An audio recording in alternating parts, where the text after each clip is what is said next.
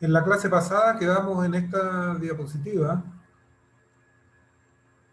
y lo que estábamos viendo era algunos aspectos regulatorios del operón LAC en bacterias, fundamentalmente en Escherichia coli.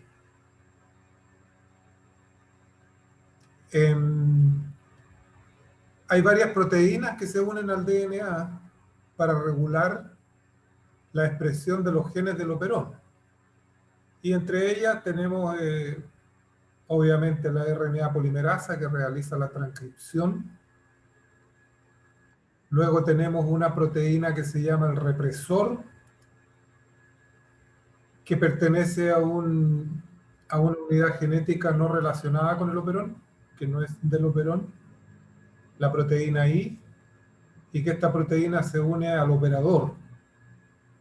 Secuencia del DNA que está superpuesta con el promotor. Por lo tanto, la unión del represor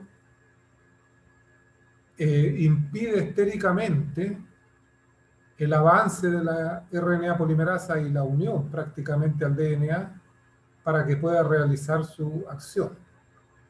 Sin embargo, siempre hay una transcripción basal, como lo comentábamos en la clase pasada, porque estos procesos son dinámicos y la proteína represora no está unida permanentemente, tiene una constante de disociación con el DNA, así es que ocasionalmente la RNA polimerasa transcribe los genes del operón. También comentamos que hay otra proteína, que es una proteína activadora, que es la proteína CAP o la proteína CRP. Y esta proteína se une a regiones arriba del promotor, inmediatamente arriba, de manera que su unión al DNA le permite contactar a los dominios carboxilo terminales de las subunidades alfa de la RNA polimerasa, produciéndole un cambio conformacional a la enzima, de manera de facilitar la formación de complejos abiertos de RNA polimerasa promotor. Y con eso aumenta la eficiencia de la transcripción, ya que el promotor del operón LAC es un promotor débil. Bueno, como estamos viendo proteínas que se unen al DNA, una técnica sencilla de determinar si una proteína se une o no, simplemente eso, es realizar lo que está puesto en esta diapositiva. Incubar la proteína con el DNA correspondiente, con un fragmento que tenga la secuencia a la cual se une esta proteína, y luego realizar una electroforesis, poniendo un control del DNA sin la proteína unida, porque esta es una electroforesis en gel de agarosa, en la cual se van a visualizar los ácidos nucleicos y no las proteínas.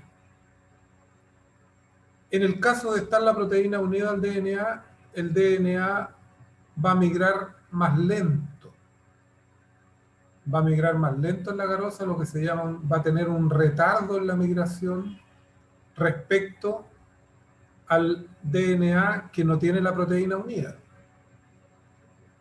Acá en este caso se obtienen dos bandas, una banda que tiene la proteína unida, fragmentos que tienen la proteína unida y fragmentos que no tienen la proteína unida, porque simplemente se agregó mayor cantidad de DNA que de proteína. No hay una adición estequiométrica. Si se agregara un exceso de proteína, lo más probable es que veríamos solamente esta banda. Entonces, un ensayo sencillo que permite ver si la proteína se une o no se une al DNA. Hay otros experimentos que permiten determinar la secuencia exacta donde se une la proteína. Pero como no es el propósito de esta clase, no lo vamos a detallar. Bueno, la proteína CAP tiene dos dominios o regiones de unión, una para unirse al DNA, al sitio de unión de CAP, y otra para contactar a los dominios carboxilo terminales de las unidades alfa de la RNA polimerasa. Y esta proteína CAP es una proteína dimérica. Fíjense ustedes que acá hay un eje de simetría. Entonces tenemos dos subunidades idénticas, es un homodímero que se une al DNA, pero este homodímero activo, como proteína activadora, tiene que tener unidas dos moléculas de AMP cíclico, como lo comentamos en la clase pasada. Y acá se muestran como ejemplo dos moléculas de ATP que están unidas a esta molécula. Una a cada subunidad, que en la realidad tendrían que ser moléculas de AMP cíclico, pero para hacer una simulación in vitro o in silico se puede trabajar con ATP. Y en púrpura se muestra el dominio carboxilo terminal de la subunidad alfa de la RNA polimerasa, que es donde ahí existe el contacto con la proteína CAP. Esto fue publicado en la revista Science en 2002.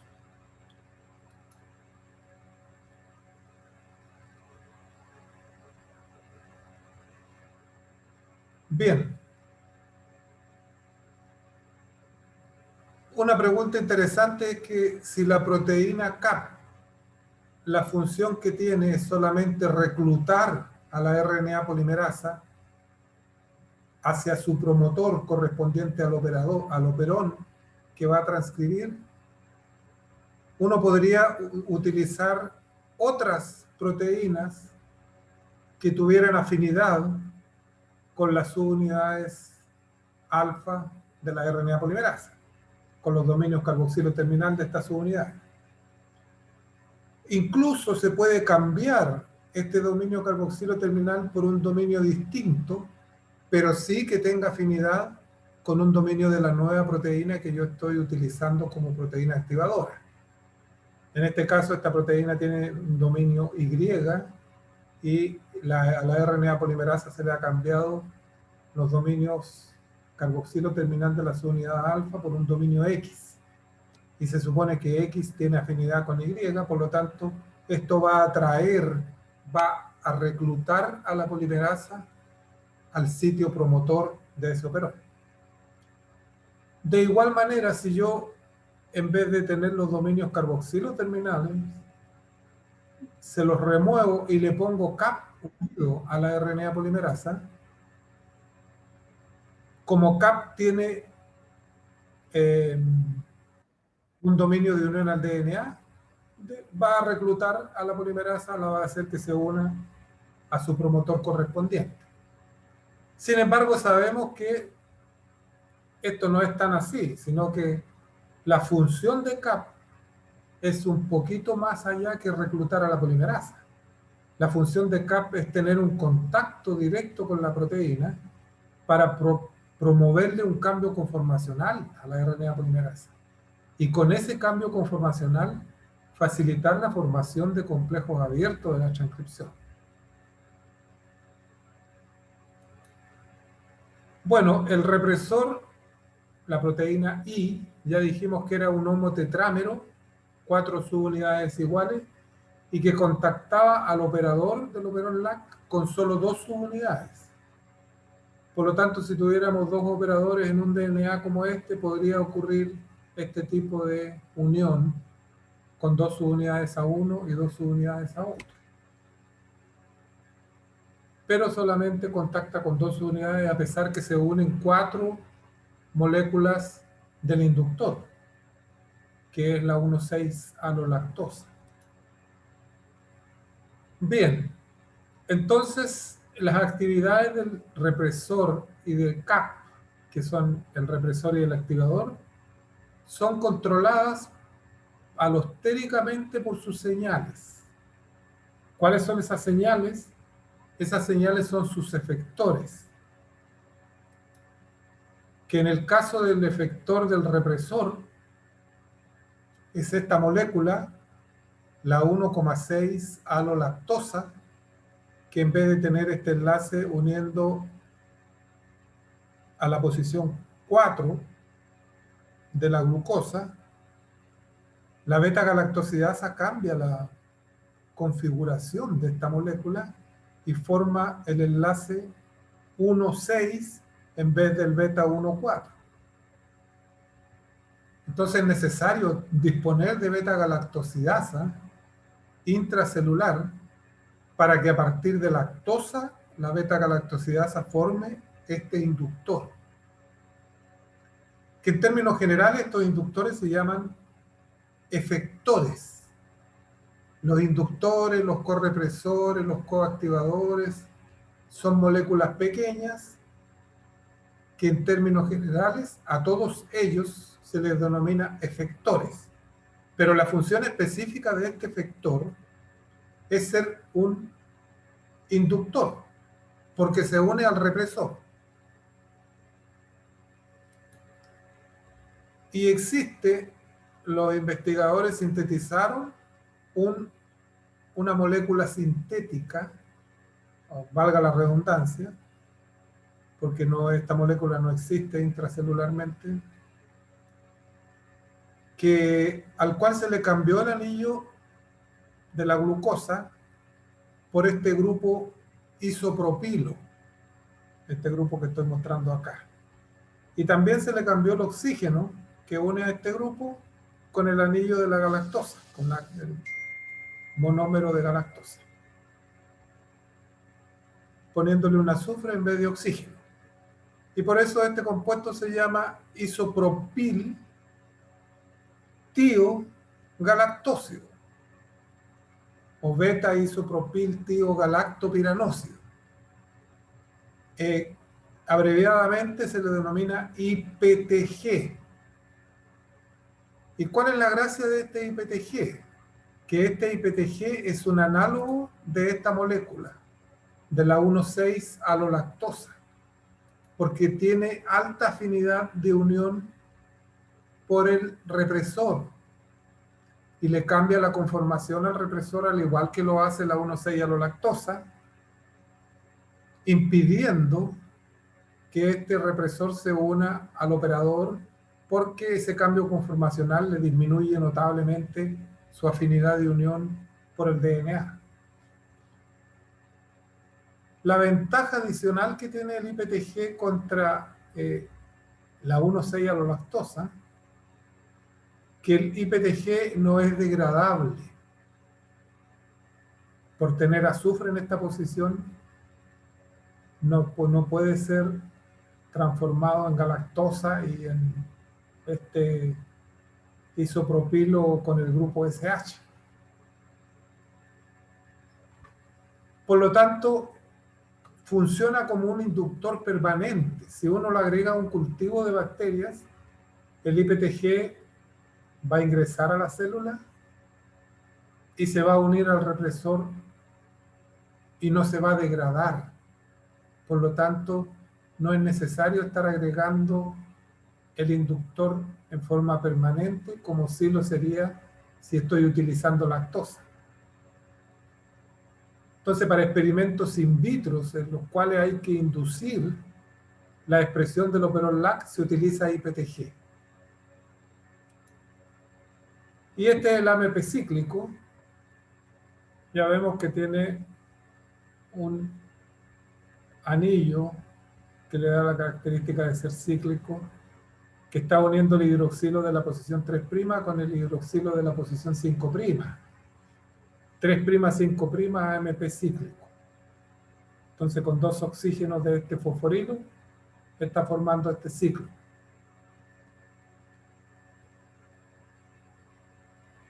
Esta es la molécula que se une a la proteína CAP, obviamente. Y la proteína CAP sin AMP cíclico no es activa.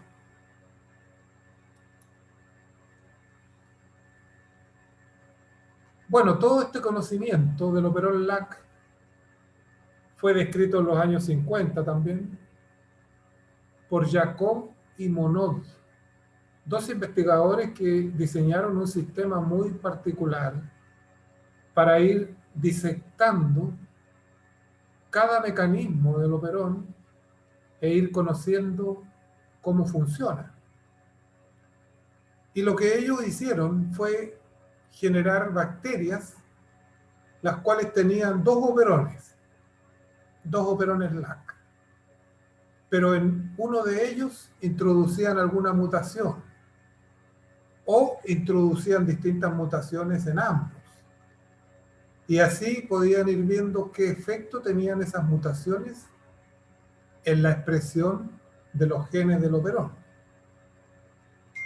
Las bacterias son organismos haploides porque tienen un solo DNA, por lo tanto una sola copia de cada gen. Pero ellos al introducirles un plásmido con otro operón LAC, lo que hicieron fue crear diploides parciales. ¿Por qué diploides parciales? Porque solamente eran diploides en el operón LAC, no en otros genes del cromosoma bacteriano. O sea, no tenían dos cromosomas completos, lo cual sería muy, muy raro de realizar, sobre todo en Escherichia coli. Entonces ellos, al construir diploides parciales, vieron, por ejemplo, qué efecto tenía si hacían mutaciones en el gen I. A pesar que este gen no es del operón, tenían que incluirlo, por supuesto, porque su producto génico, que es la proteína I, regula la expresión del operón. Entonces, acá tenemos uno de los DNA, el operón normal, sin ninguna mutación, y un operón que tiene normal también, pero el gen I está mutado. El gen I que no pertenece al operón, obviamente, pero sí lo regula. Entonces, fíjense ustedes que la proteína I normal que se produce desde este DNA se va a unir al represor correspondiente del mismo DNA, por supuesto, y va a reprimir la transcripción. Ya sabemos que esta no transcripción no es 100% verdadero, sino que va a haber una transcripción basal, de todas maneras.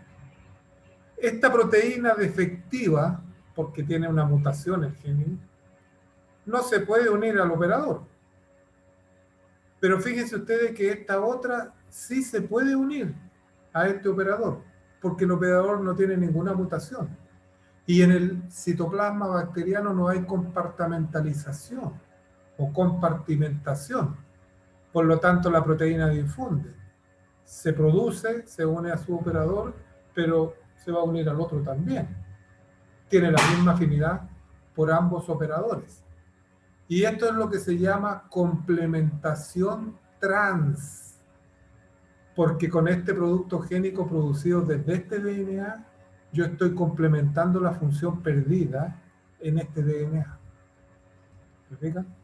Y la complementación en trans solamente ocurre cuando el producto génico es un producto difusible, por supuesto, en el citoplasma de la bacteria. Cuando es una proteína, fundamentalmente. O sea, la complementación trans no va a ocurrir si yo hago una mutación en el operador, por ejemplo, acá, y este operador está normal. Este operador no se puede mover para suplantar la función perdida o complementar la función perdida de este otro. En ese caso no hay ninguna complementación trans. Bien, aquí dice células diploides parciales, ¿se fijan? Aquí hay otro ejemplo. Si yo hago una mutación en el operador, lo que se llama operador constitutivo, por eso tiene esa C como subíndice, significa que esa mutación alteró la secuencia y la proteína no se puede unir al operador. Por lo tanto, si la proteína I que se sintetiza constitutivamente no se puede unir al operador, el operón va a estar siendo transcrito independiente de las condiciones que haya o no inductor. Da lo mismo, porque el operador no se va a poder unir. Entonces, en el diploide parcial de un operador constitutivo, tengo un DNA que es normal y otro que es mutante. el represor siempre se va a estar produciendo de los dos DNA, pero el represor producido desde este DNA no se puede unir a este operador constitutivo. El represor producido desde este DNA tampoco se puede unir a este operador constitutivo, porque el represor está mutado y por lo tanto va a haber transcripción del operador. Sin embargo, en este caso, sí, cualquiera de los represores de cualquiera de los dos DNA que se esté produciendo se va a unir al operador. Por lo tanto, lo que quiere mostrar acá es que la función perdida no se puede complementar con una función normal en otro DNA si se trata de un sitio regulatorio, de una secuencia del DNA regulatoria. Este DNA no se puede mover para suplir esta función. Entonces se dice que estas secuencias regulatorias solamente actúan en cis. O sea, esta secuencia regulatoria actúa en cis para este DNA, pero no para este otro. Lo mismo esta, solamente actúa para este DNA y no para este otro. Esos son dos conceptos muy importantes de genética clásica. Cis-trans. Cis significa del mismo lado. Trans significa de otro lado.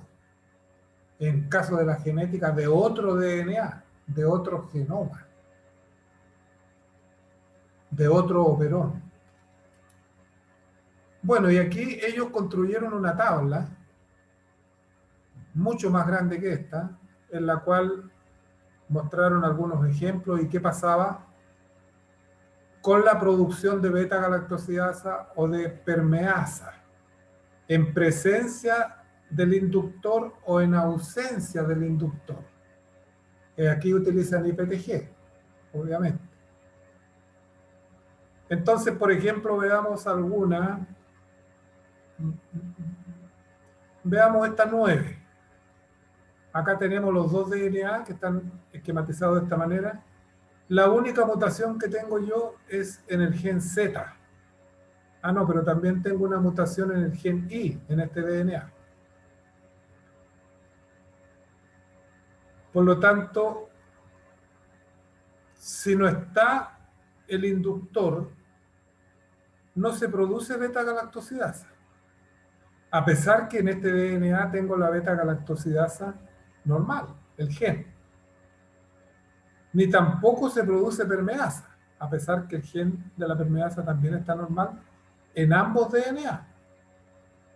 Pero no se produce porque el represor normal o silvestre, wild type, de este DNA se está uniendo tanto a este operador como a este otro operador. Si agrego el inductor, se produce beta-galactosidasa desde este DNA, no de este, porque no se puede producir de este, porque el gen Z está mutado. Y en presencia del inductor también se produce permeasa, pero desde este DNA y desde este otro DNA. O sea, está funcionando el sistema casi prácticamente normal. La única diferencia que puede haber es que los niveles de permeasa puedan ser mayores que de los de beta-galactosidasa en presencia del inductor. Porque aquí tengo dos genes de permeasa que están produciendo esta proteína y solamente un gen de la beta-galactosidasa que la está produciendo. Por lo tanto, podemos estimar que sería alrededor de la mitad de beta-galactosidasa que se está produciendo por dosis génica, dosaje genético, como lo llaman algunos. Bueno, ustedes analicen esta tabla, cualquier duda que tengan, me la consultan. Recuerden siempre la complementación trans y el efecto cis, la regulación por secuencias. Y aquí les muestro los diploides parciales que ellos construyeron. Esta es la bacteria. Acá está el cromosoma bacteriano con su operón LAC correspondiente, y acá está el plásmido también con su operón LAC. En este caso tenemos el LAC-I está mutado en el DNA bacteriano, pero está normal en el DNA plasmidiano. El gen de la permeasa está mutado en el cromosoma bacteriano y el gen de la beta-galactosidasa en el plásmido. Pero está normal el gen de la permeasa en el plásmido y normal el de la beta-galactosidasa en el cromosoma. El represor, como saben ustedes, siempre se está produciendo constitutivamente si el gen obviamente está presente, y se produce como proteína represora activa si el gen es normal. Por lo tanto, este represor activo se va a estar uniendo a este operador que está normal, por eso dice más, y a este otro operador también, en condiciones de represión, o sea, en ausencia del inductor. Pero en presencia del inductor, a partir de este DNA se va a producir la permeasa, y a partir de este otro DNA se va a producir la beta-galactosidasa. O sea, lo que vamos a ver finalmente es como si hubiera un solo operón funcionando normalmente, en este caso. Y aquí está el concepto de trans, ¿se fijan? La proteína LAC-I actúa en trans.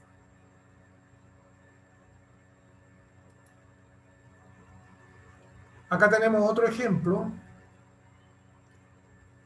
Un ejemplo en que hay una proteína, se produce una proteína mutada, pero que no le hace perder su función. Al contrario, sino que lo transforma en un superrepresor. Por eso es un LAC-IS. Un superrepresor que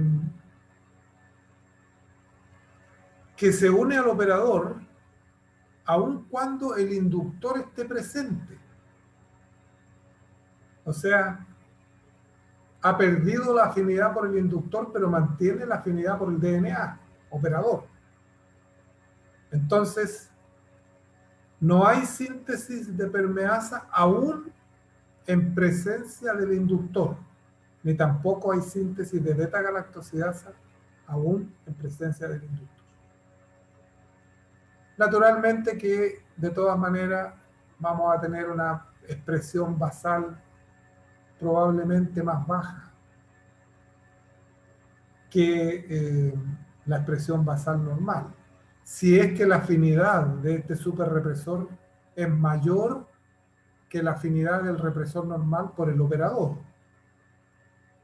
Pero básicamente lo que cambia acá es la afinidad del represor por el inductor, y se mantiene la afinidad del represor por el operador. Por lo tanto, la expresión basal debería ser equivalente a una situación normal. Y este último ejemplo, tenemos acá la Z menos, operador constitutivo, la I menos, la I más, la Z más. O sea, el ejemplo que veíamos del operador constitutivo, pero el represor normal en ambos casos, que el represor no se va a poder unir a este operador, pero sí se va a poder unir a este. De manera tal que la beta-galactosidasa se va a estar produciendo constitutivamente, independiente de la presencia del represor. Pero la permeasa solamente se va a producir cuando el inductor está presente, porque en caso contrario va a estar reprimido los genes de este operador. Bien, eso es el operón LAC. Yo les pido que lo estudien con detalle. Cualquier duda yo les puedo atender a ustedes los 7 días de la semana. Preguntas por mail, por WhatsApp. Pueden compartir mi celular, pero no lo compartan más allá del curso.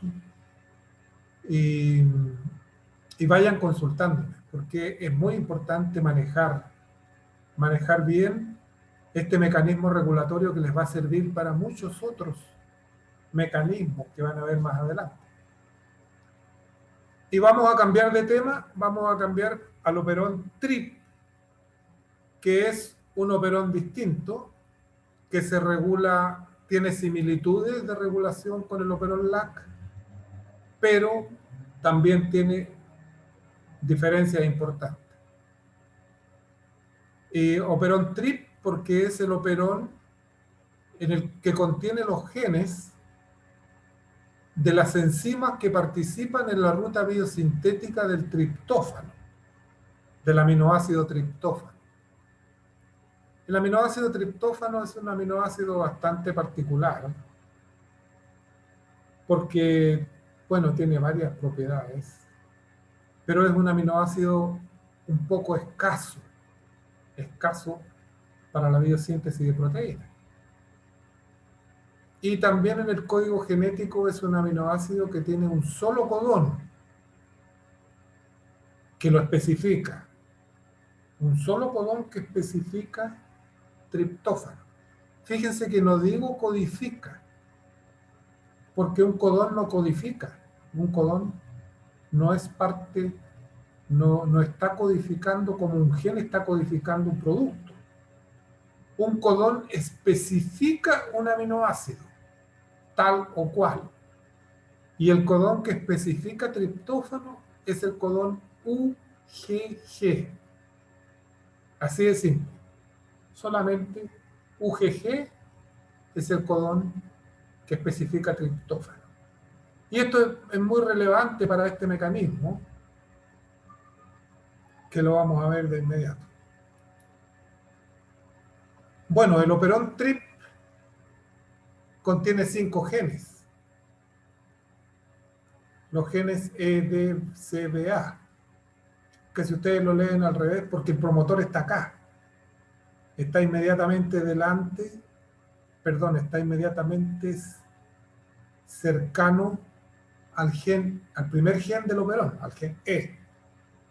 Si ustedes lo leen al revés, es A, B, C, D, E. O sea, las primeras 5 letras.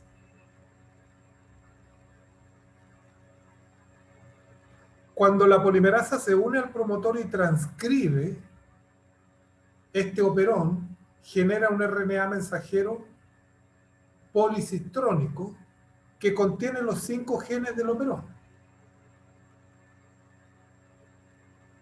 Pero cuando se traducen estos genes, se traducen en forma independiente. Los ribosomas se unen al sitio de inicio de la traducción de cada uno de ellos y generan las 5 polipéptidos correspondientes. Los 5 polipéptidos. Y aquí este ejemplo de operón también nos va a servir para darnos cuenta que no siempre un gen es una proteína, como dice acá. Hay proteínas que son hetero-oligoméricas, por lo tanto, con un gen no es suficiente. Bueno, un ejemplo más ampliado del operón, promotor, fíjense ustedes, el promotor TRIP, y aquí hay una O, el operador. Recuerden que siempre el operador se superpone con cierta región del promotor. Por eso su función de obstaculizar a la RNA polimerasa que pueda unirse o transcribir los genes del operón. Luego tenemos los genes estructurales, EDCBA, tal como lo habíamos visto recientemente, TRIP-E, TRIP-D, etc. Cuando se transcribe el operón, la polimerasa, como es de alta procesividad, transcribe un RNA mensajero largo. Y al traducirse este RNA mensajero largo, el gen TRIP-E codifica para el componente 1 de la antranilato sintetasa o antranilato sintasa. El gen TRIP-D codifica para el componente 2 de la misma enzima. Se fijan, acá necesitamos dos genes, dos polipéptidos distintos para formar una enzima que cataliza estas primeras dos etapas de la biosíntesis del triptófano. O sea, acá hay una diferencia importante. Estamos hablando de un operón biosintético. Vamos a sintetizar con los productos génicos de este operón un aminoácido. En el caso del operón LAC, es un operón catabólico, porque vamos a degradar la lactosa con los productos génicos generados por la expresión de los genes del operón LAC. Entonces el operón LAC es un operón catabólico y este es un operón anabólico. Por lo tanto deben funcionar distintos en algunos aspectos. Bueno, la antranilato sintasa transforma el corismato a antranilato y posteriormente a N5'-fosforibosil antranilato. Aquí se utiliza una molécula de glutamina que se transforma en glutamato y se libera piruvato. Posteriormente el fosforibosil pirofosfato se acopla al antranilato, formando el fosforibosil antranilato con pérdida de pirofosfato. El gen TRPC codifica para una enzima que tiene un nombre un poco largo, que es la N5'-fosforibosil antranilato isomerasa, indol 3-glicerol fosfato sintasa, que cataliza las dos etapas siguientes de la ruta biosintética de la biosíntesis, valga la redundancia, del triptófano. Y esta enzima transforma el N5'-fosforibosil antranilato en una reacción de descarboxilación en enol 1-O-carboxifenilamino 1-desoxirribosa fosfato. Se libera una molécula de CO2 y se transforma en indol 3-glicerol fosfato. Y posteriormente los últimos dos genes, TRPB y TRPA, codifican para las subunidades de la triptófano sintasa, que es un tetrámero que tiene dos subunidades alfa y dos subunidades beta. Dos tipos de subunidades, pero es un heterotetrámero. Y que a partir del indol 3-glicerol fosfato, con una molécula de serina, lo transforma en L-triptófano y se libera gliceraldehído 3-fosfato, que ustedes ya saben por dónde puede ir este intermediario metabólico. Bueno, es bastante complejo, pero esto deberían haberlo visto en bioquímica, ustedes, este tipo de reacciones que son vías metabólicas de biosíntesis. Probablemente no vieron mucho de biosíntesis de aminoácidos, porque los cursos también tienen su limitación. ¿Cómo se regula el operón? Lo primero que tenemos que pensar es que estamos produciendo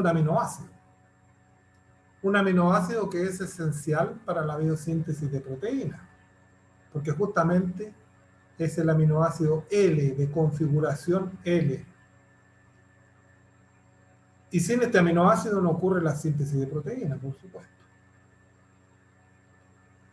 De manera que si yo tengo un cultivo bacteriano creciendo en ausencia del triptófano, el operón TRIP debería funcionar para generar triptófano y así la bacteria pueda vivir.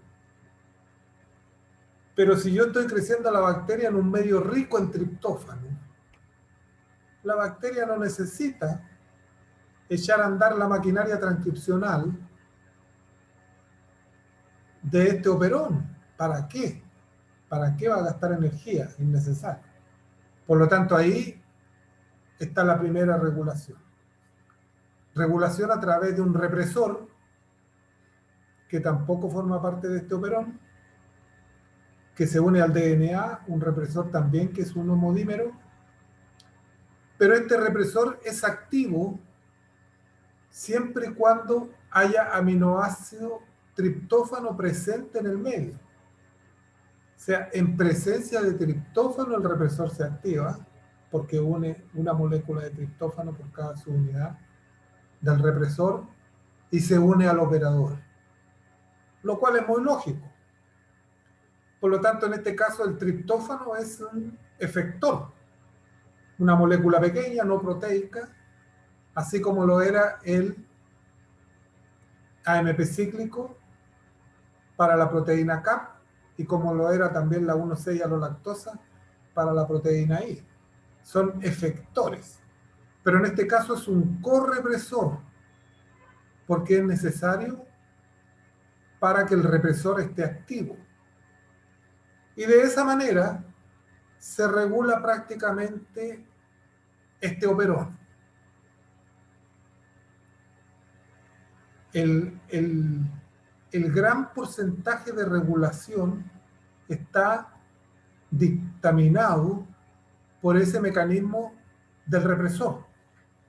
Un represor que se une al operador y de esa manera se bloquea la transcripción, pero siempre hay un nivel basal también de expresión de los genes del operón. Siempre hay un nivel basal. Entonces, este es el sitio operador, que como yo les decía son secuencias casi palindrómicas, o sea, secuencias repetidas e invertidas, fíjense, GC, GC, pero casi porque está A, no es lo mismo que está T, pero luego viene una T que sí es la misma, GA, GA, T, CAAT, CAAT. O sea, hay un nucleótido de diferencia. Por eso es casi palindrómica, la cual es contactada por el represor, siempre y cuando el represor esté unido al correpresor, que es el triptófano. Porque de esa manera adquiere la conformación adecuada para unirse al represor. Fíjense que acá está la posición +1. Acá está la -10, si ustedes recuerdan, acá está la caja tata. Y acá está -20, por acá, más arriba -35, etc. Por lo tanto, bloquea parte del promotor cuando se une el represor. Sin embargo, si ustedes se dieron cuenta, hay una región de este operón que tiene un gen pequeño que se llama TRPL, que genera un RNA en condiciones de represión. Este RNA se genera igual y este RNA se traduce también generando un polipéptido pequeñito, más bien un péptido, no es, tiene poca cantidad de aminoácidos. Entonces a un grupo de investigadores liderado por Janowski en los años 80, Charles Janowski, que publicó un paper en el Nature, creo que recibió un premio Nobel o estuvo a punto de recibirlo, les llamó la atención esta región, ¿qué función puede estar cumpliendo? Y uno de sus alumnas, fue una alumna, que estaba haciendo experimentos con este operón, se le ocurrió empezar a hacer deleciones en esta zona del atenuador. Distintas deleciones removiendo parte del DNA y viendo cómo afectaban esas deleciones a la expresión del operón. Y se dio cuenta que con algunas deleciones la expresión basal del operón aumentaba. Aumentaba la expresión basal de una manera detectable fácilmente. Entonces, gracias a esos experimentos y que les llamó mucho la atención, secuenciaron esa región. Secuenciaron la región que codifica para el péptido líder. Fíjense, acá tenemos el péptido líder, es pequeñito. Tiene 2, 4, 6, 8, 10, 12, 14 aminoácidos. Es un péptido. No es un polipéptido. Secuenciaron esta región y encontraron el marco de lectura abierto que codifica para este péptido, obviamente, con un codón de término luego de serina, que es el codón UGA, codón de término de la traducción. Pero también se dieron cuenta que dentro de la secuencia del péptido habían dos aminoácidos, dos codones que especificaban triptófano. Y por eso están destacados en amarillo acá. Y los triptófanos están vecinos, uno al lado del otro. Y cuando vieron esto, ellos dijeron, esto es tremendo. Para mí no es tan tremendo, ni para ustedes tampoco a primera vista. Pero ¿por qué es tan tremendo? Porque los codones de triptófano son escasos. El triptófano es un aminoácido escaso en las proteínas. Y encontrar dos codones de triptófano en una región como esta, que codifica para un polipéptido, perdón, para un péptido pequeño, que no es parte de los productos génicos que participan en la biosíntesis del triptófano, dijeron, esto es tremendo porque aquí debe haber un mecanismo regulatorio que está basado en la síntesis de este péptido y que tiene que ver con las secuencias de esta región líder. Y aquí tienen la secuencia de la región líder completa. Y acá, fíjense ustedes, está el codón de inicio del polipéptido codificado por el gen E, TRPE, que es el primer gen del operón. Entonces, introdujeron esta secuencia en programas computacionales para ver si este RNA formaba algunas estructuras secundarias. Y se encontraron con esta sorpresa. Se encontraron con que habían dos estructuras secundarias posibles, estables, que se podían formar. Una estructura secundaria que tenía dos horquillas como esta. Fíjense, acá hay una horquilla con sus loops, sus regiones de desapareamiento. Y acá hay otra horquilla, mucho más estable que la primera, y que tiene un parecido tremendo a una región regulatoria que nosotros vimos en la primera clase, o en la segunda, que es un terminador de la transcripción independiente de Rho, porque tiene este tallo rico en GC, fíjense ustedes, 1, 2, 3, 4, 5, 6 pares GC en el tallo, y tiene una cola de poli-U, que son los requisitos para que este tipo de horquilla constituyan lo que se llama un terminador de la transcripción independiente de la proteína Rho, independiente de Rho. Pero con esta estructura, obviamente ellos podían decir, bueno, si esta estructura se forma, la transcripción termina en esta región.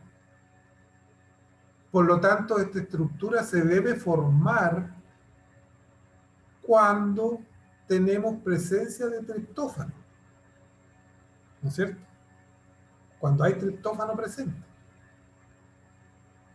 Y esta otra estructura, en la cual se forma una sola horquilla, que fíjense ustedes que está apareándose esta zona semi-amarillenta con esta roja, en la cual en la primera estructura no se apareaban ellas, porque se apareaba lo verde con la amarilla y la roja con la azul, o celeste. Pero si la verde no se aparea con la amarilla, la amarilla se va a parear con la roja. Y fíjense ustedes que estas estructuras, este RNA lo sintetiza la RNA polimerasa. La RNA polimerasa sintetiza este RNA y cuando va sintetizando por acá, si esto no se apareó previamente, se va a aparear esta otra zona. En este caso, sintetiza lo verde, llega a este loop, comienza a sintetizar lo amarillo y comienza a aparearse espontáneamente. Entonces, la pregunta era, ¿de qué depende que se forme una u otra? Porque si nadie le impide al RNA formar esta primera estructura, se formaría siempre esta. No sé si me explico. Porque es lo primero que se forma, lo primero que se sintetiza. Pero acá debe haber algo que impide que se aparee, llamémosle 1 con 2. A la verde 1, a la amarilla 2, a la roja 3 y a la azul 4. Hay algo que impide que se aparee 1 con 2, pero se forma 2 con 3. Y como ya está ocupado 3, no se puede aparear con 4. Por lo tanto, en esta condición, la transcripción continúa. Y sería la condición en que no hay triptófano. Entonces, ¿quién es el responsable de que se forme esta o se forme esta otra? Y la respuesta fue que el responsable son los ribosomas. O sea, es un mecanismo que tiene transcripción acoplada a la traducción, como ocurre en bacterias, obviamente. Veamos por qué. Bueno, este es un tRNA. Este es el tRNA de triptófano, que también está involucrado, obviamente, en este mecanismo, porque el triptófano se une por esta región, por la región 3', el hidroxilo de la posición 3', de este último nucleótido de adenina, al tRNA, esta es la posición 5', acá está el anticodón. ¿Se fijan? El anticodón es CCA, pero el codón es UGG, antiparalelo. 5', CCA el anticodón, el codón UGG. Bueno, el ribosoma es una partícula grande. Por lo tanto, como está ocurriendo la traducción acoplada a la transcripción, cuando hay alta cantidad de triptófano, el ribosoma bloquea prácticamente las regiones 1 y 2 y no se pueden aparear. Pero como bloqueó 2, tampoco 2 se va a aparear con 3. La RNA polimerasa sigue transcribiendo. Y al seguir transcribiendo, genera 3 y 4, se aparea 3 con 4, se produce este terminador de la transcripción independiente de RO y se termina la transcripción. ¿En qué condiciones? En condiciones de alto contenido de triptófano. Si no hay triptófano, fíjense ustedes que el ribosoma se detiene, se atasca antes de bloquear la región 2. ¿Y por qué se atasca antes? Porque no hay triptófano. Al no haber triptófano, no se forma el triptofanil tRNA, el tRNA con el triptófano cargado, que va a permitir, este tRNA con el aminoácido cargado, que va a permitir que se incorporen estos aminoácidos en el polipéptido que se va sintetizando. Y el ribosoma va a llegar hasta acá. Va a incorporar glicina y punto. O sea, se detiene. Por lo tanto, ahí solamente bloquea la región 1. Cuando el ribosoma llega hasta el codón de término, bloquea 1 y parte de 2 también. Por eso impide que se forme 2 con 1. Pero sí se forma 3 con 4. ¿Se fijan ustedes? Bueno, aquí está mostrando que bloquearía completamente, uno, el ribosoma cuando llega hasta el codón de T. Entonces el ribosoma llega, cuando hay triptófano, llega hasta esta posición. Impide la formación de 1 con 2. Y cuando no hay triptófano, llega hasta acá nomás. Por lo tanto, uno está libre para aparearse con... Perdón. Cuando no hay triptófano, llega hasta acá bloqueando solamente 1, pero dejando libre 2 para que se aparee con 3. Y como ya 2 se apareó con 3, no se puede aparear con 4. Y la transcripción continúa. ¿Se fijan?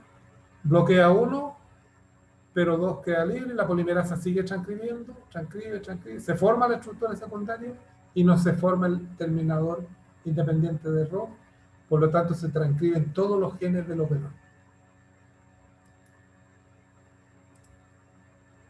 Pregunta: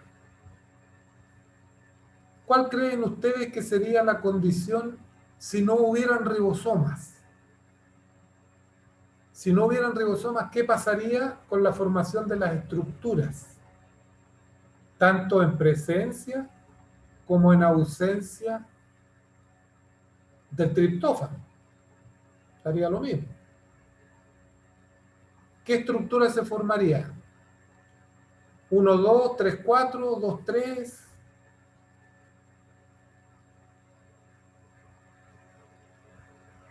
Uno con 2 y 3 con 4. Exactamente. 1 con 2 y 3 con 4. Porque es la primera opción que tienen de formarse. Y en ese caso, que es un caso hipotético porque nunca no van a haber ribosomas dentro de la célula. Es un caso hipotético, por ejemplo, en un experimento in vitro. Se van a formar un experimento in vitro sin ribosomas. Se va a formar 1, 2, 3 y 4, y aunque haya triptófano presente, o no haya triptófano presente, siempre se va a terminar la transcripción por la formación del terminador independiente de Rho. Pregunta, otra pregunta. Esta pregunta es muy importante porque yo la he hecho 2 veces en pruebas y creo que de las 2 veces una sola persona la ha respondido. De todo el curso, que en algunos semestres el curso ha sido 30 alumnos. Por eso veamos a ver si ustedes la pueden sacar acá. Si alguien la saca, se exime inmediatamente del curso.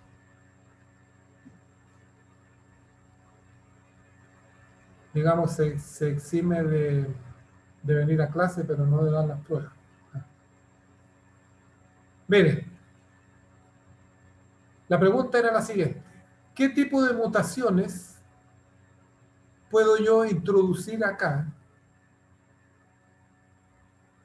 para que siempre el operón esté funcionando independiente de si hay triptófano o no hay triptófano? ¿Qué tipo de mutaciones puedo hacerle yo a estos codones UGG, UGG, para que siempre se forme 2 con 3 y no 3 con 4? ¿De lesiones? ¿Perdón? ¿De lesiones? Es que las deleciones en realidad no me van a garantizar exactamente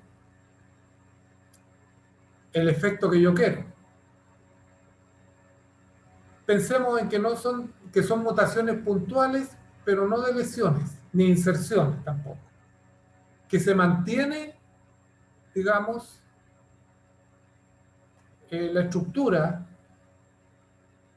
del DNA sin alterar su número de nucleótidos en esa zona. Porque ¿cuál es el efecto que yo estoy persiguiendo? El efecto que yo estoy persiguiendo es que sin triptófano, cuando estos codones están presentes y no hay triptófano, ¿qué le pasa al ribosoma acá? Se atasca, no puede seguir porque no está la molécula señal que es el tRNA cargado con triptófano. ¿cómo podría yo hacer que se atasque el ribosoma solamente haciendo mutaciones puntuales en estos dos codones? Siendo un cambio de una base ¿Sí? para que sea un codón de stop. Exactamente, eso es. Eso es la respuesta. ¿Y cuál base cambiarías? ¿O cuál nucleótido?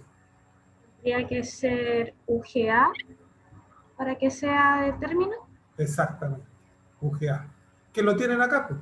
Ahí está. Entonces, solamente un cambio UGA, incluso bastaría con cambiar uno.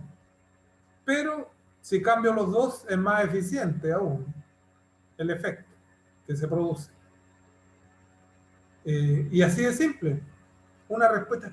Pero para responder ese tipo de preguntas, fíjense ustedes que tienen que conocer el mecanismo. Porque si yo no conozco el mecanismo, no puedo responder esa pregunta.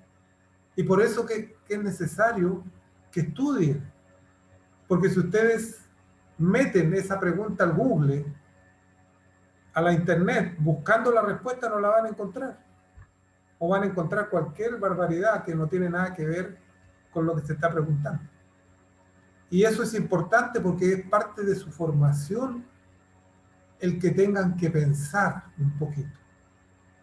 Y la respuesta es muy simple. O sea, no es complicada, pero si alguien me dice como respuesta, bueno, yo haría una mutación tal que ocurre el mismo efecto, pero no me indica la mutación, yo no sé si está entendiendo. ¿Se fijan? En cambio, aunque no me indique la mutación, si me dice que es un codón de término, que va a transformar en un codón de término estos codones, estaría correcto.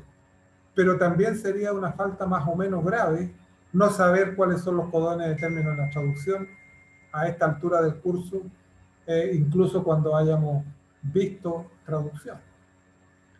Pero más o menos esa es la línea en la cual ustedes deben estudiar.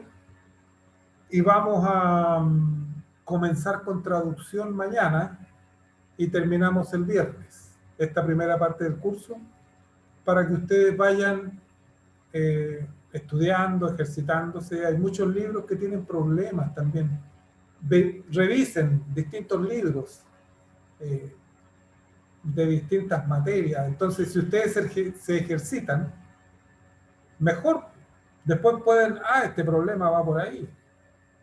O sea, hasta les podría salir un problema muy similar en la prueba. Entonces, esa es la ventaja de estudiar. Y no importa que les salga un problema muy similar, que ya lo hayan visto incluso, pero ya han incorporado el conocimiento, que es lo más importante. Lo más importante no es sacarse un 7. Lo más importante es incorporar el conocimiento y aprender a pensar en la línea de biología molecular. ¿Más preguntas?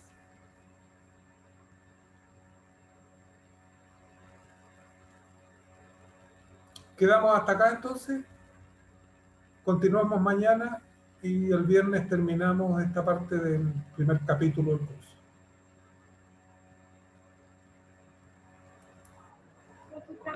Gracias. Nos vemos. Que le vaya bien. Muchas gracias, profe. Chao, profe. Chao. Chao, profe. Chao. Nos vemos.